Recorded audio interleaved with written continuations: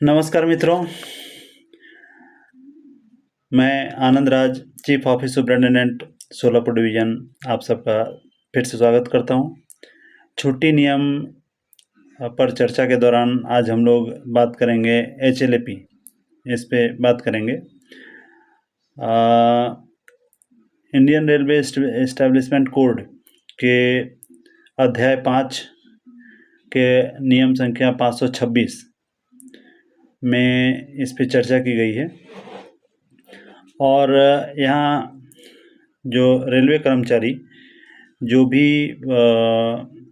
Railway में school कर्मचारियों को छोड़ करके बाकी सभी कर्मचारी, चाहे वो अस्थाई हो अस्थाई, उन्हें ये HLAP दिया जाता है, जो प्रत्येक साल में 20 दिन, जिसे 2 स्पेल में, एक जनवरी को 10 दिन और 1 जुलाई को 10 दिन उनके अकाउंट में क्रेडिट किया जाता है।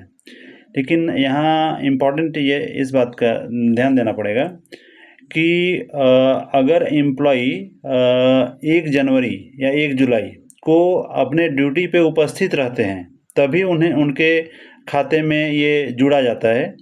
अगर एम्प्लॉई किसी कारणवश छुट्टी पे या फिर किसी और कारण से ड्यूटी पे नहीं हैं, तो जब वो ड्यूटी से वापस आते हैं, फिज़िकली जब आते हैं, तभी उन्हें छुट्टी उनके खाते में जमा की जाती है, क्रेडिट दिया जाता है उन्हें। अगर कर्मचारी बीच में ज्वाइन करते हैं या बीच में ही उनका रिटायरमेंट हो जाता है, तो उन्हें प्रत्येक महीना 5/3 के हिसाब से उनके खाते में छुट्टी जमा की जाती है। जैसे कोई एम्प्लॉई मई के लास्ट वीक में ज्वाइन करता है, तो उसे जून 1 महीना का क्रेडिट दिया जाएगा। जुलाई में तो उसको 10 दिन क्रेडिट मिल ही जाएगा, लेकिन 1 महीना के लिए उसे 5/3 मल्टीप्लाई बाय 1, 1 महीना इक्वल टू 1.6 आता है।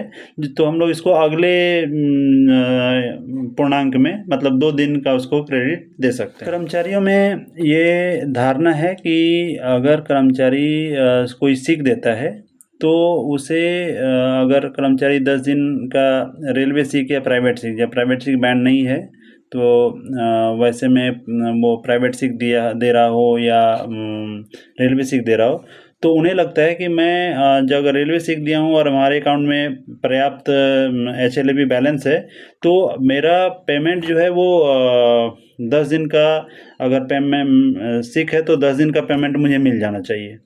जबकि ऐसा नहीं है। अगर रूल के हिसाब से देखा जाए, तो जब तक आप उस HLAP को आप लीव कन्वर्ट नहीं करते हैं, लीव कम्यूट नहीं करते हैं, तब तक उन्हें आपका पूरा का पूरा पैसा आपको नहीं दिया सकता है। चूँकि आप HLAP लिए हैं, तो आपको हाफ पेमेंट ही मिलेगा। मतलब 10 दिन अगर आप सीख दिए, तो आपको 5 दिन का पेमेंट पास होगा।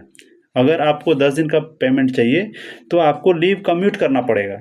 और इसके लिए जो रूल संख्या 527 है, उसमें स्पष्ट किया गया है कि आप जो चिकित्सा प्रमाण पत्र के आधार पे आप लोग कम्यूट कर सकते हैं, और ये पावर फिर ब्रांच ऑफिसर को दिया गया है। आप एक एप्लीकेशन दीजिए, और एप्लीकेशन के आधार पे आपके ब्रांच ऑफिसर ये निर्णय करेंगे कि आपका सीक कम्यूट किया जाए अथवा न किया जाए। अगर वो कम्यूट कर देते हैं, तो आपको 10 दिन का जो आप सीख दिए हैं, तो आपको 10 दिन का पेमेंट मिल जाएगा। और अगर वो कम्यूट नहीं करते हैं, तो आपको 5 दिन का ही पेमेंट मिलेगा। तो इस बात को ध्यान रखना पड़ेगा आपको कि आपका लीव बैलेंस है, HLAP बैलेंस है, आप पेमेंट पूरा का पूरा चाहते हैं, तो आपको लीव कम्यूट करना ही पड़ेगा। और इसका जो प्रोसीजर है, आप उसको छोड़ नहीं सकते हैं। तो इसके लिए आप इस बात को ध्यान में रखें और अगली बार ऐसी गलती ना करें। नहीं तो होता है कि आपका पेमेंट आधा निकलता है। तो अगर आप लीव कम्यूट करना चाहते हैं, तो कम्यूट का एप्लीकेशन दीजिए, और फिर आपका पेमेंट, पूरा का पूरा पेमेंट आपको आ जाएगा। धन्यवाद। और इसके अलावे अगर आप लोग कुछ किसी विषय पे आपकी इच्छा है, कुछ आप जानकारी चाहते हैं, तो मुझे बताइए, ताकि मैं उस पर और कुछ वीडियो बनाकर आपके सामने प्रस्तुत कर सकूं। धन्यवाद।